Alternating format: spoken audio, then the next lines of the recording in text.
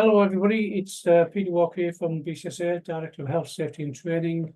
Welcome to this webinar. Hopefully, we're going to run through the competency requirements of the Building Safety Act as introduced. Welcome to you all, and we shall start straight with the Act itself. The reason behind competency being a major issue throughout the industry now is obviously the Grenfell disaster took place on the 14th of June 2017. It's nearly 8 years ago. 70 people lost their lives, 70 people were hospitalised, a lot more people were made homeless.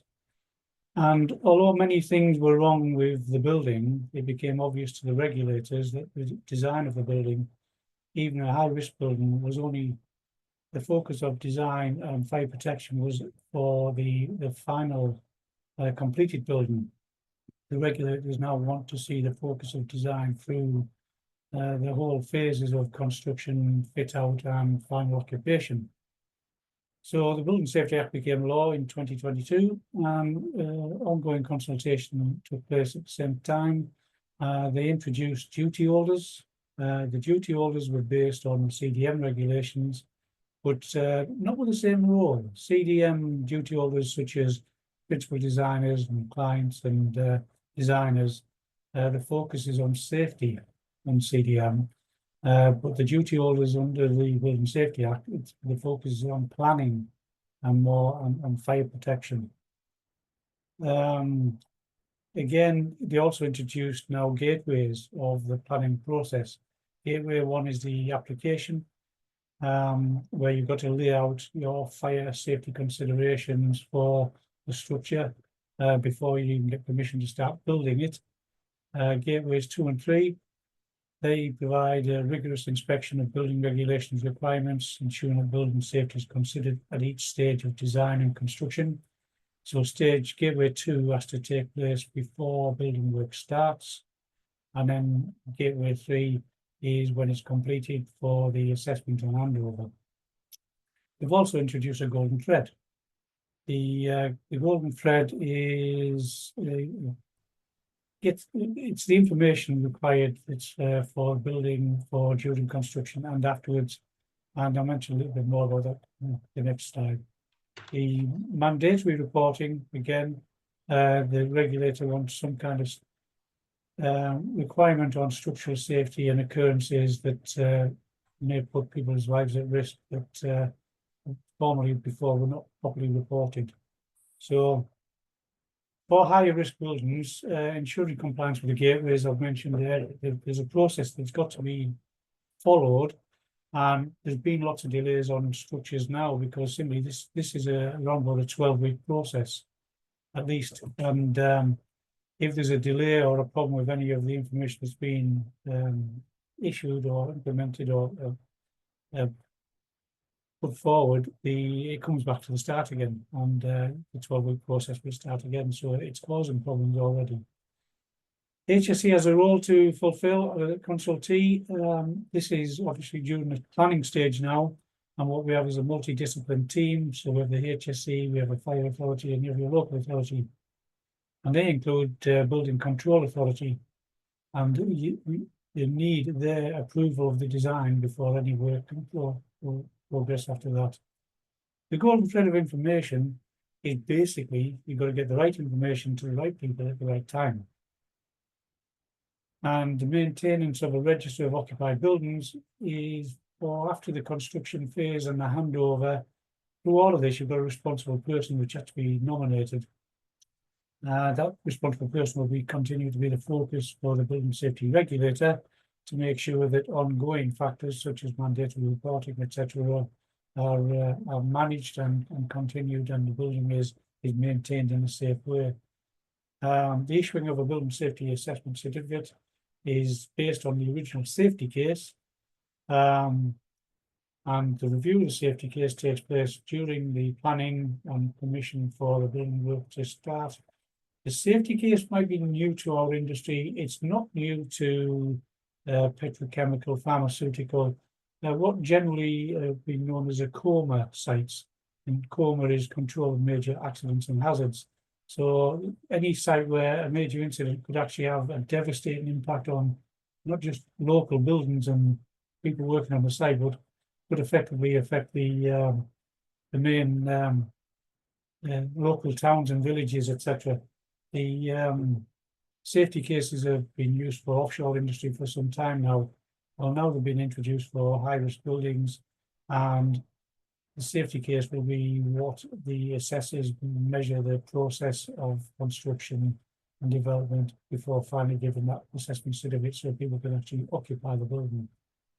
Now, the mandatory voluntary occurrence reporting, we've had RIDOR. We all know RIDOR for years for reporting of incidents and dangerous occurrences and injuries. This now is the structural failure, defects or damages that are in the building or the structure, and any issues with the fire safety systems, faults and failures. So there's a requirement now for the responsible person to take these reports from those who occupy the buildings and act upon them. And if they don't, there's a means for those who are making the raising these concerns and issues, they can go to the regulator now and report beyond. And a quick note on the bottom right of the screen there that the regulations are aimed at the high risk buildings. That's the buildings which have 2 or more occupations and over 18 metres high. But the principles of everything you're hearing now, certainly for construction, will be applied to construction work on protection and prevention of fire during construction work. Now, the Scottish Government have always claimed to have a more robust planning procedures and systems than what England does, and I have to agree they've been right for many years on this. But now for them to marry up to what moves that England basically have been making, the British Building, sorry, the Scottish Government Building Standards Division, they introduced the fact that a higher risk building must have a compliance plan. Then identifies a relevant person, that could be the owner or the developer, and they've got to robustly manage the design and construction phase. The relevant person must nominate a compliance plan manager who will oversee the development of the compliance plan and manage it throughout the design and construction phase. So they've taken a slightly different tack on it, but the principles basically are going to be the same. Now the issue is because we've got devolved nations, it does make things a little bit more awkward when not everybody's doing exactly the same thing. There's always slightly different twists on it, but we have many English-based members who work in Scotland, and we have many Scottish-based members who work in England, and so we do need people to be aware that there are quirks and differences in two or sometimes 3 of the devolved nations. Now, individuals and industry competence, again, came out of the Act. So your principal designers, principal contractors, the question is on their competence to be in those roles and to be in the positions they're in. Now, competence is around skills, knowledge, experience, and behaviours.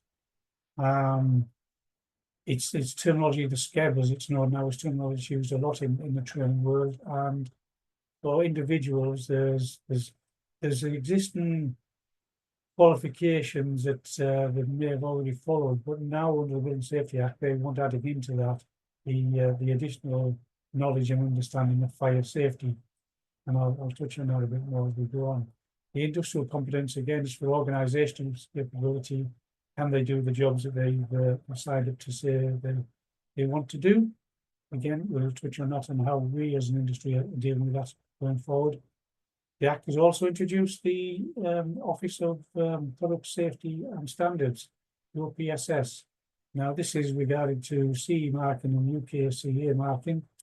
I know there are some issues around this with the current government now and with the change of government on whether we stick with CE or stick with UKCA, but for now I'll leave that to one side, because the Code of Construction Product Information and Construction Product Testing, it's CE marking, UKCA marking is all about off-site manufacture for products going into construction sites, and basically it's a legal requirement.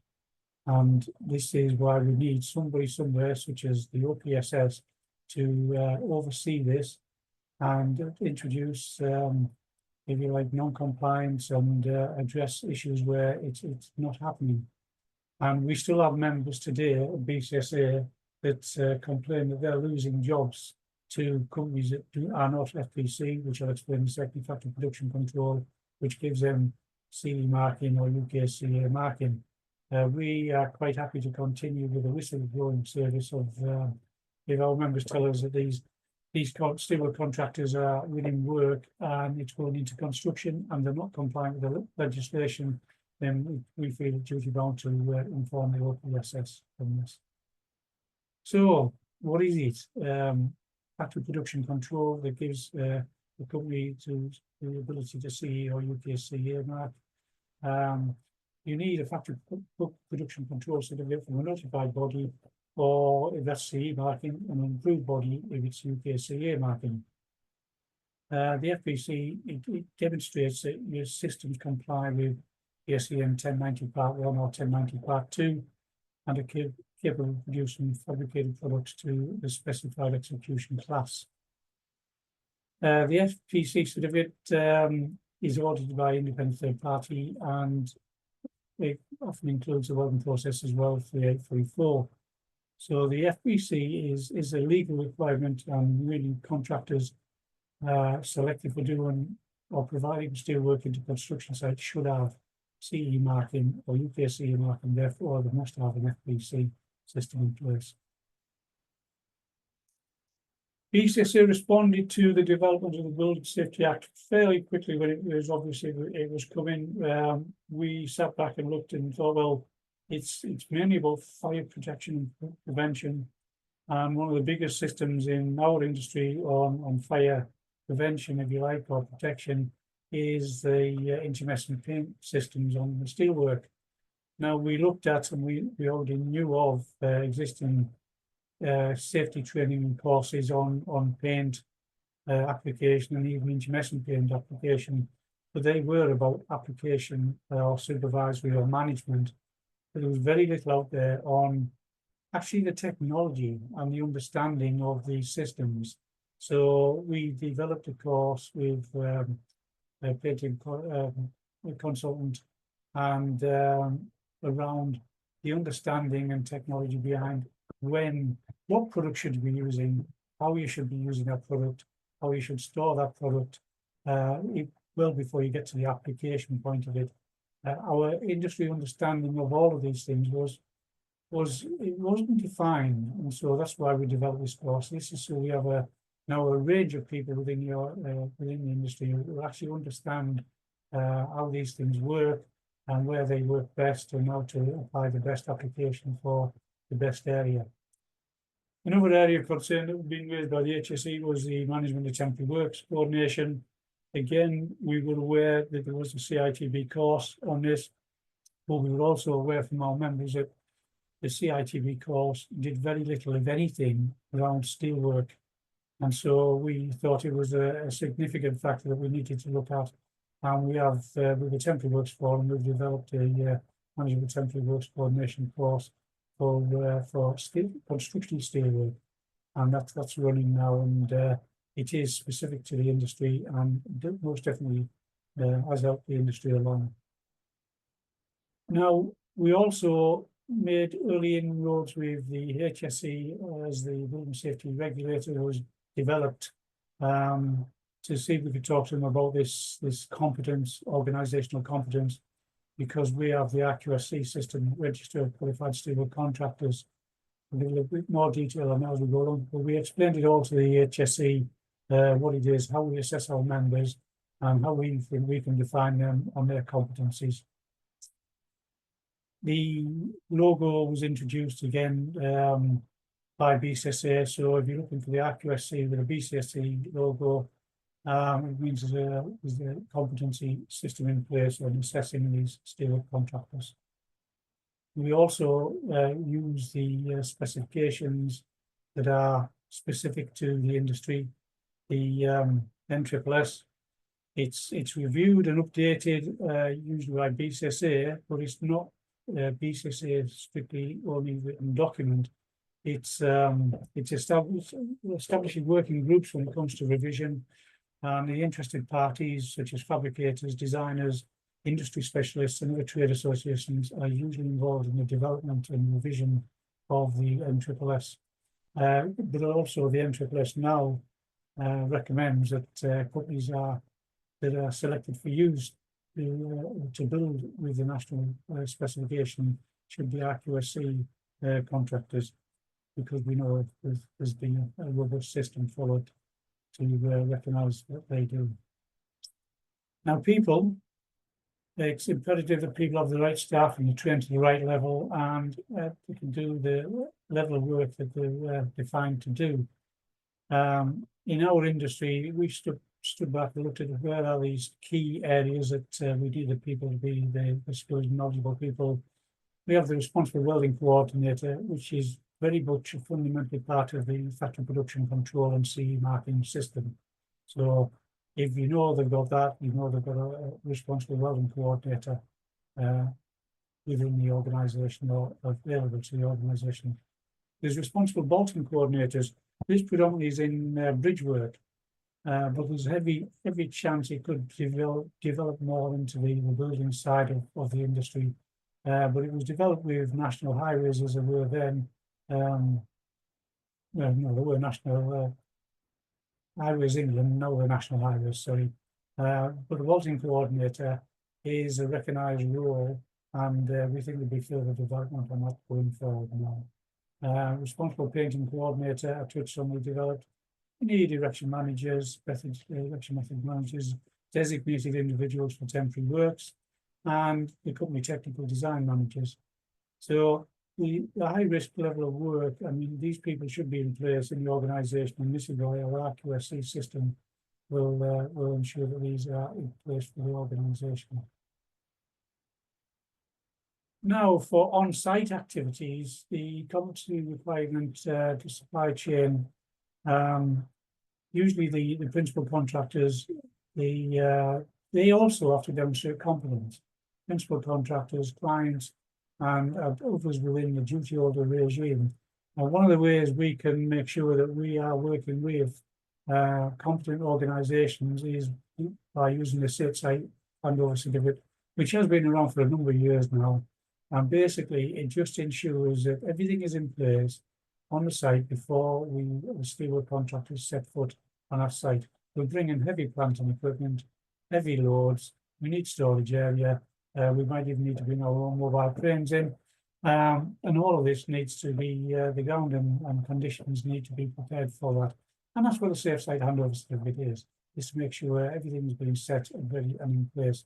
And a competent principal contractor will work with steelwork contractors to make sure that this is all done before the work starts on site. Build UK has promoted their own common assessment standard. The CAS is basically what they're saying is people are following the CAS, and if their main contractors are using the CAS to select their subcontractors, then it's somewhere along the lines of fulfilling the roles of compliance. But also saying the construction skills certification scheme card provides evidence that the appropriate individuals have the appropriate qualifications. Now, we will notice there that they say qualifications. I believe the CSCS card scheme, sorry, is they don't generally mention competence, but they do mention that the qualifications have been assessed. So, steelwork contractor and their competence. The RQSC system, registered qualified steelwork contractors, as mentioned, it was developed for bridges. We further developed it for buildings, and we included there's many elements to the assessment process which are similar or were similar to the CAS system, the Common Assessment Standard. So we thought, well, why don't we just adopt the same? So the questions you get asked under the CAS for health and safety, quality, even some of the financials, maybe some of the technical, we've mirrored them in the RQSC system because we can't see the point of people being asked the same questions in a slightly different way when you're looking for the same answers. So if you have a CAS certificate, then there are certain elements of the BCSA RQSC system that you won't be asked again. You'll get a buy through to the relevant specific questions that are needed. And we thought this made common sense, and it made less onerous for subcontractors out there to apply for these systems and to work with us on the common ground of making sure people are assessed by a similar means. And at the end of the day, it's a common assessment standard. We're still having difficulties with some of the main contractors out there who only recognise the CAS through their specified registered organisations when the CAS is the CAS. It's not political more than common sense, shall we say. So if you all or you're looking for a civil contractor under the RQSC, you know that they've been through an assessment process that will give them categories and classifications of work that they can competently achieve. And if they want to change their categories and classifications, they have to justify that to the assessors for the RQSC system. So it's a good measure to know that this contractor, steel contractor, has had some kind of form of third-party assessment of their systems that has ensured they end with an RQSC certification. Now, the Health and Safety Executive for many years, they classified competency as the skills, knowledge and experience of people at work. And it's up to the employer to ensure that these people have the attributes and physical abilities and others. Since then, you notice at the beginning I mentioned SCEB, skills, knowledge, experience and behaviours. The behaviours have crept into it now and are much known as the training industry as well to monitor that. And I suppose that's what the other factors here, the HSE were referring to, attitudes and physical abilities as well. So as an employer, it's imperative that you have a system in place. The quality management system you have in place now may already have training and development requirements in it. You can look to that in the first place to make sure that those working for you are competent. We at BCSA developed some checklists for our members for all the different trades and tasks and activities, so they can do the assessment of their employees and see where there may be shortcomings and additional training requirements. And again, training can be carried out internally. You can use mentors within your organisation to develop people into better positions. But competency has to be measured, it has to be checked, and it doesn't work to have this in a rolling programme to make sure people are up to speed with changes, regulations and standards. And whatever you're doing, you need to make sure that the systems that you have employed and the systems that you are using are recorded, and why you're doing them, what you're doing, and the follow-up to make sure that what you're doing is actually being introduced. So the employer can use their internal systems, make sure that it's relevant to what they're doing. You don't need to do things that you don't need to do, but some training will need to be certified, such as mobile plant operations, and you may need external training bodies to provide certification for that. Or in some cases, you can have individuals trained to certain standards on trainer courses that can do this internally for certification, but you do need to manage that much more effectively and make sure that the training is up to date and is of good quality as well. Now, we also find in a lot of external influences on training certification and qualifications. I mentioned the CSCS card scheme. There was also the engineering skills card known as ACE. So if we, as the subcontract fraternity, have a main contractor or clients that insist on either one of these certification schemes to be followed, then they need to know that up front and early. And because it comes with a significant cost for those who don't already have these in place, to establish them and set them up. A lot of people do know about them, they are aware of them, but they need to know that it's there and will bring additional burdens certainly to SMEs. But if there's been no obvious reference to this in the tendering process, then what I'm saying to the employers out there, subcontract employers especially, Don't assume that they think you've got a scheme or you've got an existing scheme. I mean, if you've got in your management system a competency scheme, make sure that you make it known to those that you're applying for the work to complete. And don't just assume that they'll just not ask or inquire about this as they go along, because you have a legal requirement to make sure your people are competent. So it's not just a case of what the main contractors want. There isn't a legal requirement to have CS cards or ACE cards. There is a legal requirement to have competent people in the workplace. So don't assume that if they haven't insisted in a card scheme that you as an employer do not have to do anything. It's a good management system. It's a legal requirement. Have the competency checks in place and do our development for those who may be falling short in certain areas. Now, really, is to go back to the Grenfell disaster. I mentioned at the beginning there was many other factors that were involved with this.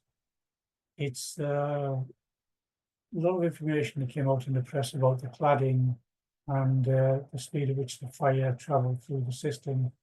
But the reason the regulator want to focus on competency across all trades is other failures were within Grenfell. The service halls of each apartment, they weren't sealed. These service halls were plastic pipes, cables, etc. all passed through the walls from one room to the next room. And of course, when the cladding caught fire and spread, it immediately had access into the buildings because it just came through the service halls, which weren't sealed in any way, shape or form. The fire doors within the building had been removed. This probably was for people to bring in equipment for when they're moving into the apartments, but nobody reinstated the fire doors. And if the tenants complained about the fire doors or other issues not working or not being in place, this is why the mandatory voluntary reporting has been introduced. They have somewhere to go to if the owner of the building isn't listening now.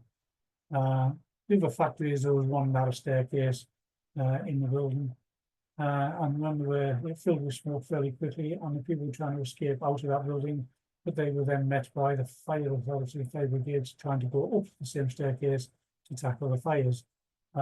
This brought in many other issues around the use of do we need second fire escape routes? No, the government, previous government in the city, that had to be the case, and then it pulled back somewhat on when or where these may need to be installed. That's still an issue under the local authorities as well to deal with.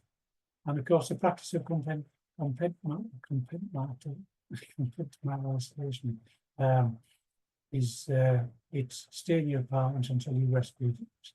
It's a sealed box environment effectively, and the idea was that the fire shouldn't be able to spread, but it didn't work. And new thoughts on this going forward. Now, for BCSA members, we've been following the Building Safety Act, and we've been involved where we can in the planning elements of development, and with Cognac as well on fire safety in construction. We've had a number. We have an internal memo system that goes out automatically to our members with regular updates. And all through 2023 and 24, we were telling members what the Building Safety Act was doing, how the secondary legislation was coming and developing, and of course making them aware that the consultation was there. So those who are listening, who are new members, those memos are still there. If they're not in your system, they will be existing on our website. For those of you who are not members, this type of information is how we keep our members up to date with all changes of regulations, standards, codes, or just good practices. And it's a system we've used for many years, and they're always there to fall back on for more information, and we do keep and try and keep them up to date as possible. And that basically is it. If anybody has any questions, hopefully, I didn't say at the beginning, you have used the Q&A section, and we can take it up from there. If you do have any questions, could you please pop them in the Q&A box? There was one earlier. Will the slides be made available after the presentation? Yes, the slides will be shared with everybody attending, and we will also upload a recording of the webinar to our YouTube channel later on this week.